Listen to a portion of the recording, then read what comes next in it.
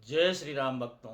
रामाय रामभद्राय रामचंद्राय वेधसे रघुनाथाय नाथाय सीताया पतये नमः। श्री वाल्मीकि रामायण का भाव आपके समक्ष रखते हुए बड़ी प्रसन्नता हो रही है। पहले हमने श्रीमद् भागवत महापुराण की भाव यात्रा आपके साथ की। उसके साथ साथ जैसे वो पूर्ण हुआ या वह यात्रा पूरी हुई तो विष्णु पुराण की यात्रा आरंभ की, और जैसे विष्णु पुराण की यात्रा कुछ अध्यायों को पार कर गई तो हमें लगा कि क्यों न इसके साथ साथ सुबह सायं के क्रम में वाल्मीकि रामायण के भी भाव आपके समक्ष रखे जाएं।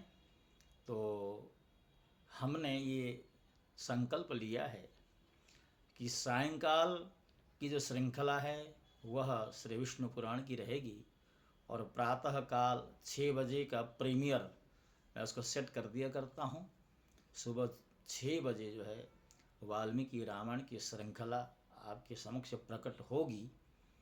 तो मैं आपसे आज के प्रसंग में प्रवेश करूं उससे पूर्व एक बार निवेदन अवश्य करना चाहता हूं। यदि आपने हमारे चैनल को, जिसका नाम है आवर स्क्रिपर्स और सोल, अर्थात हमारे ग्रंथ हमारे आत्मा, तो इसे अवश्य सब्सक्राइब कर दें। तो आज आपके समक्ष प्रस्तुत है श्री वाल्मीकि रामायण के बाल कांड का द्वितीय सर्ग। और इस द्वितीय सर्ग में रामायण काव्य की रचना किस तरह हुई, किस संदर्भ में हुई है, तो ये भूमिका बताई गई है। तमसा के तट पर क्रौंच वध से संतप्त हुए महर्षि वाल्मीकि के शोक का श्लोक रूप में प्रकट होना तथा ब्रह्मा जी का उन्हें रामचरित्रमय काव्य के निर्माण का आदेश देना, ये सारी चर्चाएं इस अध्याय में दी गई हैं, इस सर्ग में दी गई हैं। अब पिछले अध्याय में देवर्षि नारद जी के द्वारा महर्षि वाल्मीकि जी को श्री राम जी के सारे चरित्र सुनने को मिले। तो उसी प्रथम अध्याय की बात को निरंतरता देते हुए यहाँ पर बताया गया, देवर्षि नारद जी के उपर्युक्त वचन सुनकर वाणी विशारद धर्मात्मा ऋषि वाल्मीकि जी ने अपने शिष्यों से उन महामुनि का पूजन किया। वाल्मीकि जी से यथावत सम्मानित हो देवर्षि नारद जी ने जाने के लिए उनसे आज्ञा मांगी, और उनसे अनुमति मिल जाने पर वे आकाश मार्ग से चले गए। उनके देवलोक पधारने के 2 घड़ी के पश्चात ही वाल्मीकि जी तमसा नदी के तट पर गए, जो गंगा जी से अधिक दूर नहीं थी। तमसा के तट पर पहुंचकर वहां के घाट को कीचड़ से रहित देख मुनि ने अपने पास खड़े हुए शिष्य से कहा, हे भरद्वाज, देखो यहाँ का घाट बड़ा सुंदर है। इसमें कीचड़ का नाम नहीं है। यहाँ का जल वैसा ही स्वच्छ है जैसा सत्पुरुष का मन होता है। तात यहीं कलश रख दो और मुझे मेरा वलकल दो, मैं तमसा के इसी उत्तम तीर्थ में स्नान करूँगा। महात्मा वाल्मीकि के ऐसा कहने पर नियम परायण शिष्य भरद्वाज ने अपने गुरु मुनिवर वाल्मीकि को वलकल वस्त्र दिए। शिष्य के हाथ से वलकल लेकर वे जितेंद्रिय मुनि वहां के विशाल वन की शोभा देखते हुए सब ओर विचरने लगे। उनके पास एक क्रौंच पक्षियों का एक जोड़ा, जो कभी एक दूसरे से अलग नहीं होता था, विचर रहा था। वे दोनों पक्षी बड़ी मधुर बोली बोलते थे। भगवान वाल्मीकि ने पक्षियों के उस जोड़े को वहां देखा।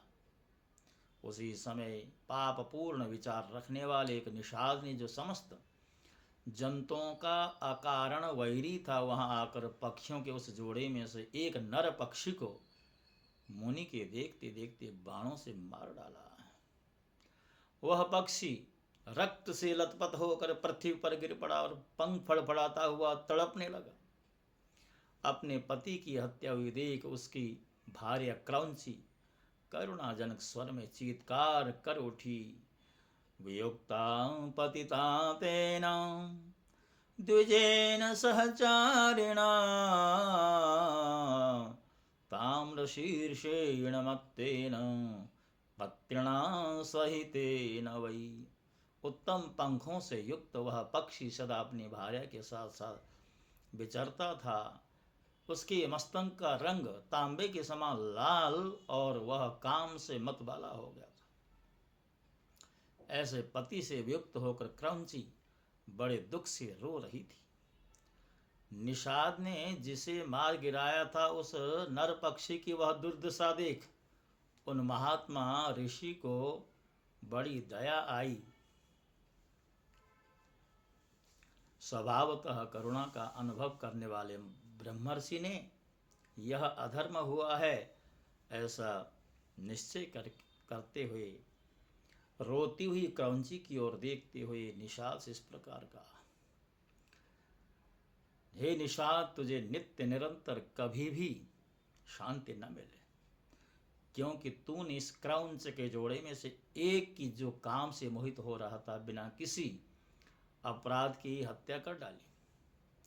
ऐसा कहकर जब उन्होंने इस पर विचार किया तब उनके मन में यह चिंता हुई कि अहो, इस पक्षी के शोक से पीड़ित होकर मैंने यह क्या कह डाला। यह सोचते हुए महाज्ञानी और परम बुद्धिमान मुनिवर वाल्मीकि एक निश्चय पर पहुंच गए और अपने शिष्य से इस प्रकार बोले, तात शोक से पीड़ित हुए मेरे मुख से जो वाक्य निकल पड़ा है यह 4 चरणों में आबद्ध है। इसके प्रत्येक चरण में बराबर बराबर यानी 8-8 अक्षर हैं तथा इसे वीणा के लय पर गाया भी जा सकता है। अतः मेरा यह वचन श्लोक रूप अर्थात श्लोक नामक छंद में आबद्ध काव्य रूप या यशः स्वरूप होना चाहिए, अन्यथा नहीं। मुनि की यह उत्तम बात सुनकर उनके शिष्य भरद्वाज को बड़ी प्रसन्नता हुई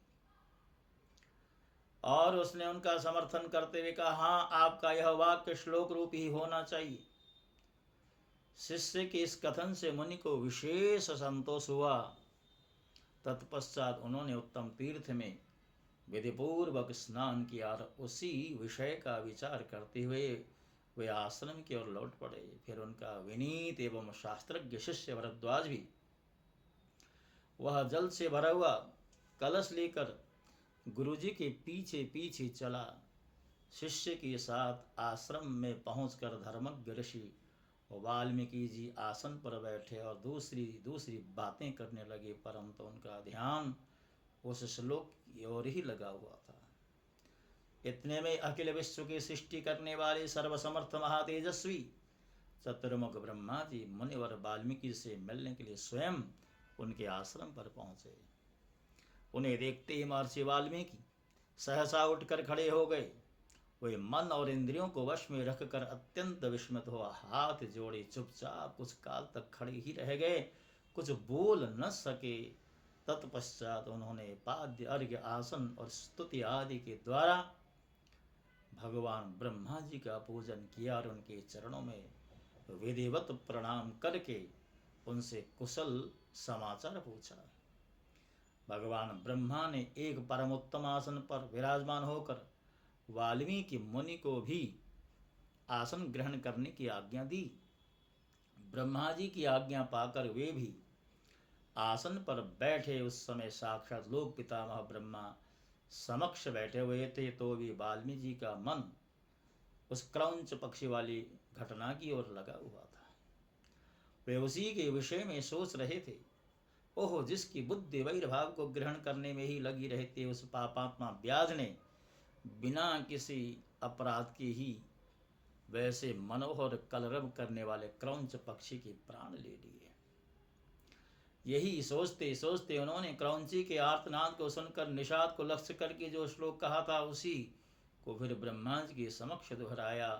उसे दोहराते ही फिर उनके मन में अपने दिए हुए शाप के अनौचित्य का ध्यान आया। तब वे शोक और चिंता में डूब गए। ब्रह्मा जी उनकी मनस्थिति को समझकर हंसने लगे और मुनिवर वाल्मीकि जी से इस प्रकार बोले, हे ब्रह्मन, तुम्हारे मुंह से निकला हुआ यह छंदोबद्ध वाक्य श्लोक रूप ही होगा। इस विषय में तुम्हें कोई अन्यथा विचार नहीं करना चाहिए। मेरे संकल्प अथवा प्रेरणा से ही तुम्हारे मुंह से ऐसी वाणी निकली। रामस्य चरितम कृष्णम कुरु त्वं ऋषि सत्तम धर्मात्मनो भगवतो लोके रामस्य धीमत।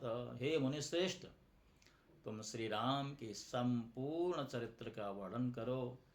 परम बुद्धिमान भगवान श्री राम संसार में बड़े बड़े धर्मात्मा और धीर पुरुष हैं। तुमने नारद जी के मुंह से जैसा सुना है उसी के अनुसार उनके चरित्र का चित्रण करो। बुद्धिमान श्री राम का जो गुप्त या प्रकट वृत्तांत है तथा लक्ष्मण, सीता और राक्षसों के जो संपूर्ण गुप्त या प्रकट चरित्र हैं वे सब अज्ञात होने पर भी तुम्हें ज्ञात हो जाएंगे। इस काव्य में अंकित तुम्हारी कोई भी बात झूठी नहीं होगी, इसलिए तुम श्री रामचंद्र जी की परम पवित्र एवं मनोरम कथा को श्लोकबद्ध करके लिखो। इस पृथ्वी पर जब तक नदियों और पर्वतों की सत्ता रहेगी तब तक संसार में रामायण कथा का प्रचार प्रसार होता रहेगा।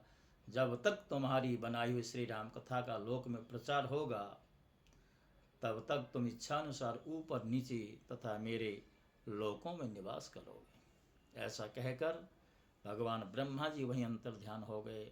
उनके वहीं अंतर्ध्यान होने से शिष्यों से भगवान वाल्मीकि मुनि को बड़ा विस्मय हुआ। तदनंतर उनके सभी शिष्य अत्यंत प्रसन्न होकर बार बार इस श्लोक का गान करने लगे तथा परम विस्मित हो परस्पर इस प्रकार कहने लगे। हमारे गुरुदेव महर्षि ने क्रौंच पक्षी के दुख से दुखी होकर जिस समान अक्षरों वाले 4 चरणों से युक्त वाक्य का गान किया था वह था तो उनके हृदय का शोक, किंतु उनकी वाणी द्वारा उच्चारित होकर श्लोक रूप हो गया। इधर शुद्ध अंतःकरण वाले महर्षि वाल्मीकि के मन में यह विचार हुआ कि मैं ऐसे ही श्लोकों में संपूर्ण रामायण काव्य की रचना करूंगा। यह सोचकर उदार दृष्टि वाले उन यशस्वी महर्षि ने भगवान श्री रामचंद्र जी के चरित्र को लेकर हजारों श्लोकों से युक्त महाकाव्य की रचना की जो उनके यश को बढ़ाने वाला है। महर्षि वाल्मीकि के बनाए हुए इस महाकाव्य में तत्पुरुष आदि समासों, दीर्घ, गुण आदि संधियों और प्रकृति प्रत्यय के संबंध का यथायोग्य निर्वाह हुआ है। इसकी रचना में समता अर्थात पतत प्रकर्ष आदि दोषों का अभाव है। पदों में माधुर्य है और अर्थ में प्रमाद गुण की अधिकता है। प्रसाद गुण की, प्रमाद नहीं, प्रसाद गुण की अधिकता है। भावुक जनों, इस प्रकार शास्त्रीय पद्धति के अनुकूल बने हुए इस रघुवर चरित्र और रावण वध के प्रसंग को ध्यान देकर सुनो। तो भक्तों, इसी के साथ साथ इस दूसरे सर्ग को विश्राम दिया गया है। तीसरे सर्ग में रामायण काव्य में जो कुछ भी विषयों का प्रतिपादन होने वाला है उसका संक्षेप में उल्लेख स्वयं वाल्मीकि जी करने वाले हैं। जैसा कि आपको ज्ञात है, हम एक ही अध्याय की श्रृंखला आपके समक्ष प्रस्तुत करते हैं। एक ही सर्ग। अब वाल्मीकि रामायण के संदर्भ को देखें तो यहाँ अध्याय नहीं बल्कि सर्गों में यहाँ पर एक तरह से विभक्त किया गया है। जैसे उधर अन्य पुराणों में अध्याय होते हैं, सर्ग हैं, तो इस सर्ग में 43 श्लोक हैं और 43 श्लोकों वाला श्री वाल्मीकि रामायण की भूमिका वाला यह जो द्वितीय सर्ग है आपके समक्ष रखा जा चुका है। आज से आपसे विदा होने का समय आ गया है। जय श्री राम। ओम नमो राघवाय।